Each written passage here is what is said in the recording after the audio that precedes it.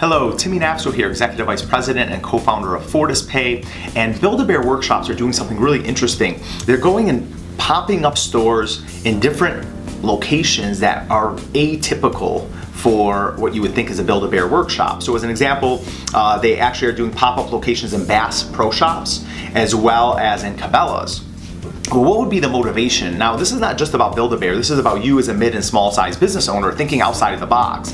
And we're going to use a quick comparison. You know, like as kids, and it still exists in certain supermarkets, you're walking around, you go into a supermarket as a kid with your parents, and there's this like little horse that you put a penny in, and you get to ride this horse, and it's such like a fun experience as a kid. So you think.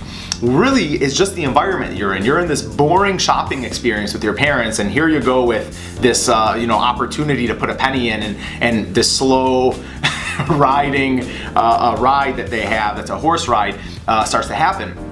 And you're seeing that why that's interesting. Psychologically, what you see is if you took that same horse and you put it in a amusement park, it's not going to be that attractive anymore. So they're really taking the psychological play there. That's what's happening here. We're seeing Build-A-Bear say, hey, when we go into a Bass Pro Shop, if we're in a situation where we have a child going with a parent and they're going to be fishing and they're buying fishing gear, well, now they can get the kid to kind of get geared up, and then the doll would also get geared up with the kid. The bear would get look like the kid and maybe be a fisherman or whatever it may be.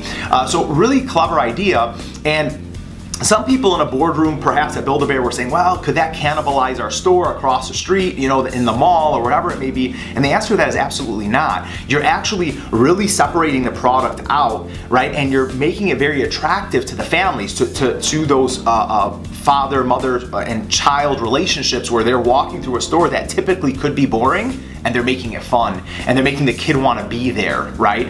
So why this is really interesting and why I want to bring this up is you as a small and mid-sized business owner have to think outside the box. Right? It's not just limited to the big company. So if you are a business owner and you know there are other businesses around you, and you have a product that during particular peak seasons or even off-peak times, their peak time, maybe your off-peak time, it may make sense to send somebody out there and send some product over there and pay them some type of commission for allowing them for you to stand at their front door right when they walk in to sell them some other product or some special that you may have.